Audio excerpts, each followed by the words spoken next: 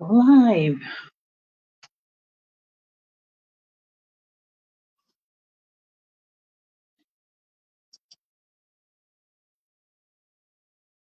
Good evening, Stampin' friends, and welcome to Linda's Stampin' Escape.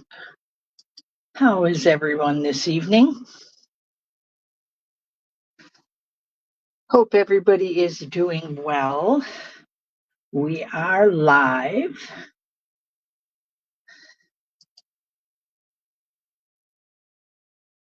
And my light is going a little wacky here.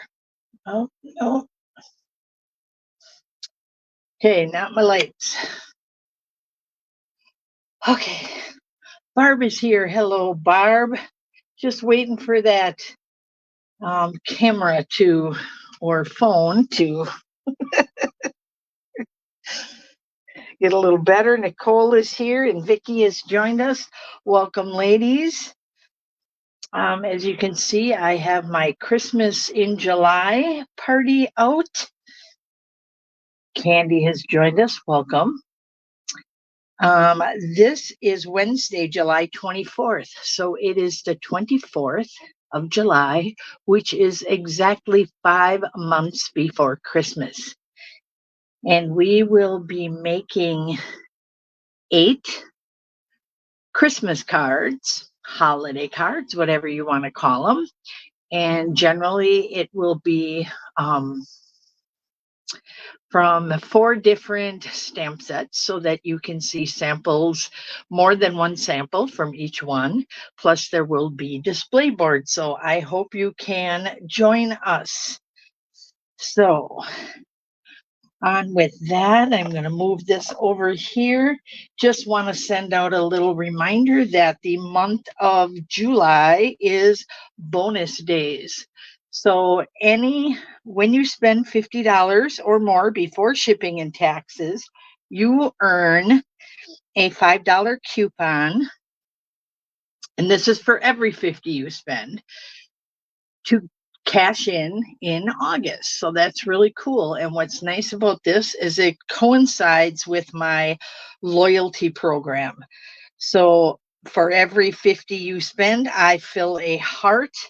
And when you fill up your entire card, you will get a free stamp set from me.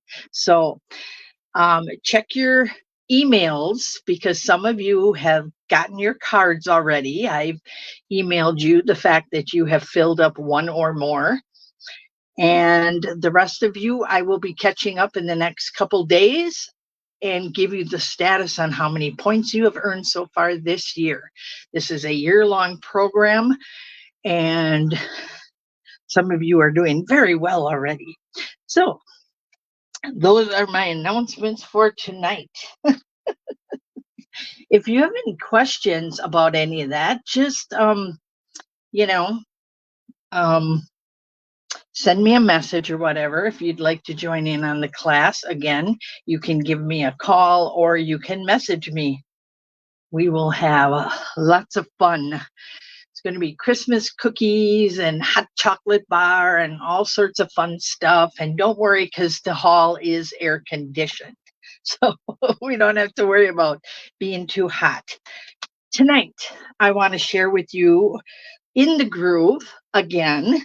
Last time we did the dies, and specifically we did the tree dies and made these 2 cards. And tonight I want to work with the stamp set so you can get an idea of some fun stuff that you can make with the stamps. So you can see I have the mountains out and the trees. So we are going to start with the trees. So our mountains, we'll just leave this right here. It shouldn't be in my way. And we will start with our back here. So this is our card base. 8.5 by 5.5. We're going to score and fold this at 4 1/4, just like that. And then we have an inside piece that is 5 1/4 by 4. Then I also have a piece of designer paper. And this pattern paper comes from the Thoughtful Journey. So, yep, I'm still using this. I love this. So we're going to keep using it. And we're using this pattern this time. Oh my gosh, I got a little spider that just crawled out. Hello, Barb, just in time. So this is 5 1/2 by 3 1/2. Okay. So we got these pieces here. Let's move this off to the side because this is the piece we're going to stamp on. And then probably this one right here. And I'm looking for my stamp, but we don't need that one. I just need the tree right now. So 5 1/2 by 3 is what we're going to be working on. And we're going to be stamping so that we actually get a two-tone effect on our stamps, which would be really cool. Hi, Chris and Dawn and Vicky. Okay.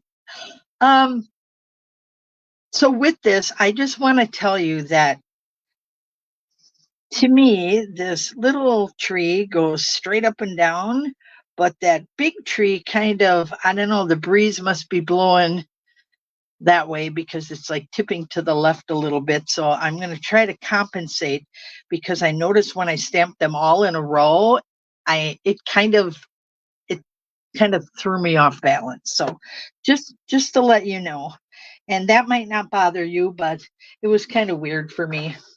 So Dawn is in Red Rock, Ontario. Ooh, fun. Send us pictures, Dawn. Okay, so we are going to start here. We're going to make sure that's inked up really nice, which I didn't do. So there we go. Let's get that inked up here. And I'm going to start right about here. And then I'm going to go behind up a little further. And there we go. So I got a little boo-boo there, so I'm going to have to fix that somehow. Okay, then I'm going to ink this up again. And we're going to go down a little further. I'm just going to tip that. Okay. And again, the longer you hold it on too, the darker it gets. So now you see how you're getting that two-tone effect, and it's really creating some nice dimension for you. So ink it up again. We're going to put this one up just a touch higher, and I'm going to tilt that. Just tilt that just a little bit. Hold that on there. Oh my gosh. All right. I'm going to have to figure out a way to.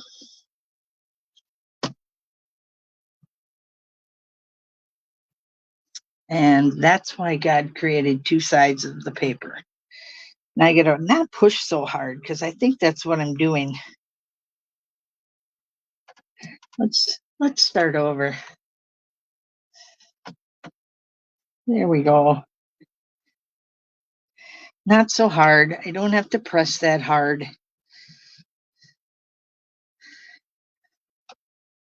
This one's coming down just a little bit. Just leave it on there for a bit, let it soak that ink up, then we don't have to press that hard. Right in between them two trees, there we go. Now we're back on track.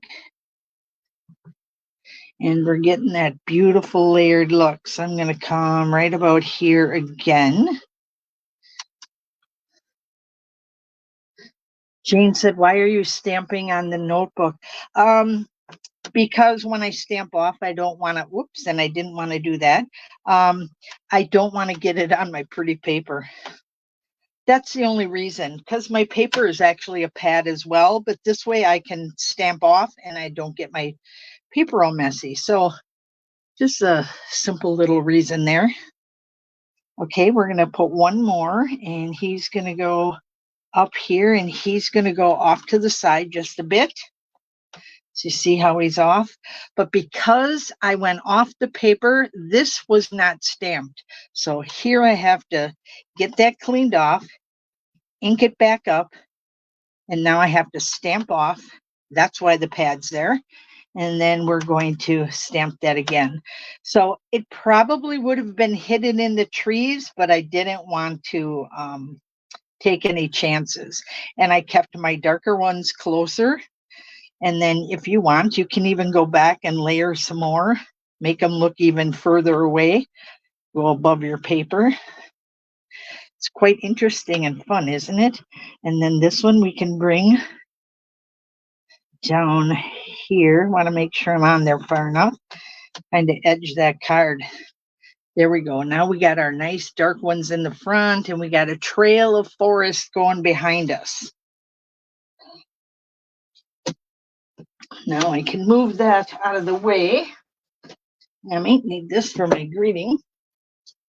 If I can find where I put my stamp, you guys. I thought I was so prepared. I was busy making potato salad. I'm getting my grands for 2 days. Pretty excited about that. So we are going to take this and we're going to adhere it to that Thoughtful Journey designer paper.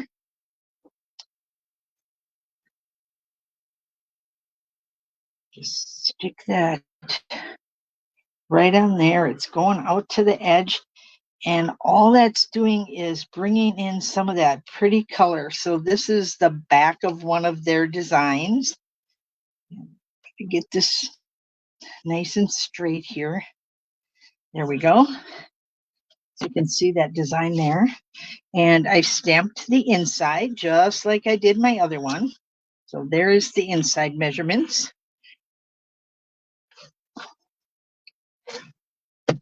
And don't forget to stamp your envelopes.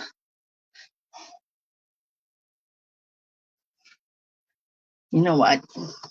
I was playing and I thought maybe I wanted this on the front of my cards. I took the little rocks or whatever those are from the stamp set and I put them out there, but I really didn't like that. I thought it took away from my designer paper. So I'm flipping it into the inside. See, we don't waste anything, do we? Nope. And then I'm just putting it in here. And it gives a little bit of a background to the inside of our card. How's that? No waste. Okay, and this is going to go on here. But before I do that,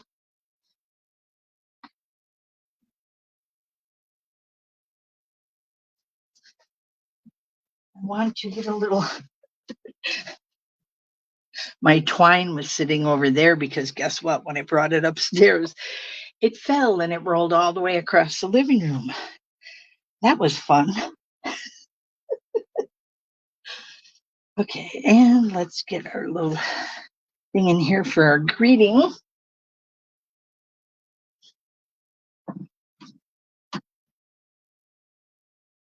So I am swapping out greetings here. So remember the ones we made the other day with all those little die cuts? Well, let's use those. We'll figure out what we got here. There's a circle one. Some bigger ones. We'll put that one away because it's just not working for me here. And we'll take this little just for you. That looks good. Tap that on there a little bit.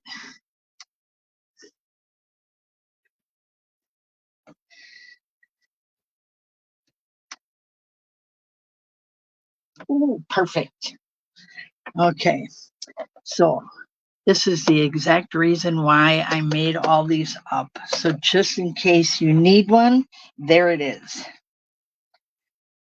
Do I want to go across the bottom?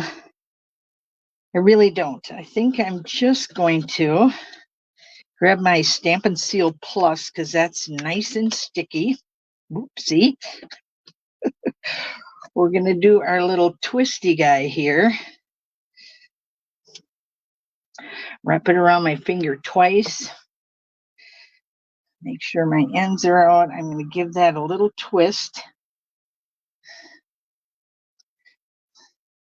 Ooh, I think that'll be pretty right there.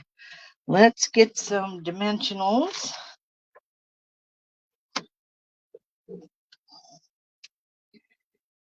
And we're going to just catch that little corner, little pieces there, just to hold them down. And then, of course, I do overcompensate with my dimensionals, but they're inexpensive, and I just think it makes for a better card.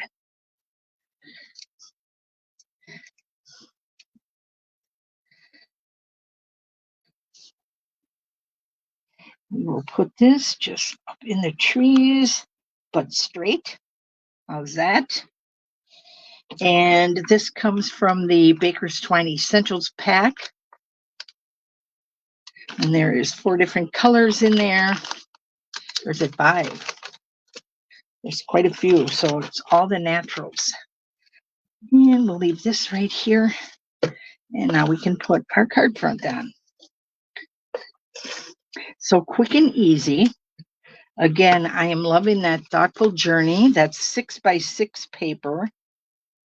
And look at the color that it adds to that card. You could make this a birthday card. You could make this a Christmas card, a retirement card. Anybody who loves the woods would like this card. So, all right. And a little hello to everybody I missed before. So there is card number 1. You see we're a bit blurry again. Not sure why that is.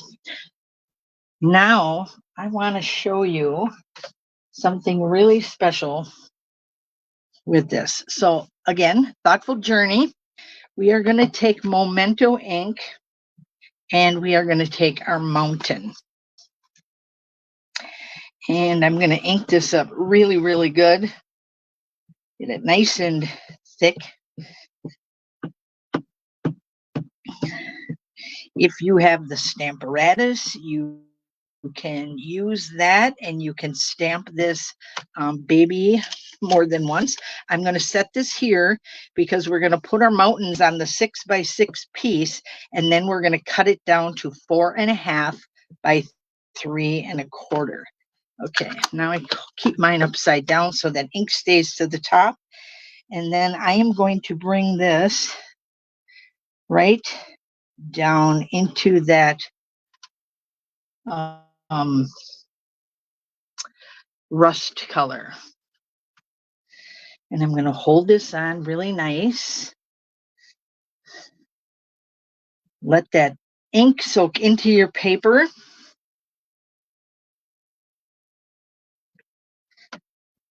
That should do it. Nice and dark. Now remember, we're cutting this down a bit. Get that out of there. We still got to do some more of the dies, the mountain dies I haven't used yet. But I wanted to do this because I wanted to show you how I enhance these mountains. So I'm going to take this, turning my little block sideways, and I am going to put a little dab, and you don't need much, of the white. This is the pigment ink. So we're going to use that. And you can use an old blending brush. So if you have one of these, and you can see I was playing with that, and it's dry, these work perfect. Or you can use your paintbrush. Just don't put water in there because you don't want to water it down. You want that nice thick white. So I found that the blender brush that was dry works the best. So don't throw them away.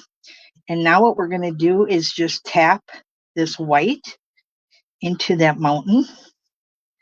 So when you see that space in a real mountain, that would probably be snow. When I took my nephews on a trip once to the um, mountains, I promised them in June that I would find them snow, and we did.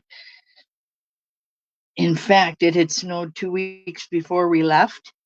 So, so we couldn't even get to the highest tip of the park because they had closed it off because of the snowy roads.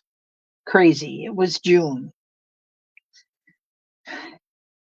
So you're just going to keep filling this in, and I like tapping it because then it also gives you a little dimension. Can you see how much brighter that white really makes those mountains pop? It is so cool. And also when you're just tapping like this, um, it kind of fits in with the snow or the mountainside that's in here, because there's some little jagged pieces, so you don't have to make a straight line. That's really fun. Just makes everything easier. I'm going to come back and go over some of those pieces where the color is peeking in a little bit, and it doesn't have to be perfect, because if you go to the mountains, you're going to see that some of that color does seep into the snow. So it is going to be two-toned as well. So you can just keep going here with your mountains. Now, I'm not going to color in this whole mountainside for you because we'd be here for a while. Barb likes the idea with the white ink. Good. Because I love the mountains, and this really does help pop that. I just wish the focus was a little better on our thing. I wonder if I bring this up a little, if that would help. I'm not real sure, but does that focus a little better? Yeah. Joan says there are lots of mountains in Washington. Yes, I know. And you know what? I have not gone to Mount Rainier yet. So that's on my to-do list. So it really makes this pop. Now, if you want to work to clean this off, you are just going to rub it off just like you would if it was wet, although it'll probably have a little bit left on it just because it's already dry. So you might want to mark it though, or, but I always test mine and it's dry. So it's perfect for this technique. Okay. Then another way you can really make those mountains come alive is to use a marker. And I like the Night of Navy. It brings a little bit of this color up into your card, and it also isn't over defining like a black might be. So I'm just going to dot along these edges here, and you can also go in and create some valleys.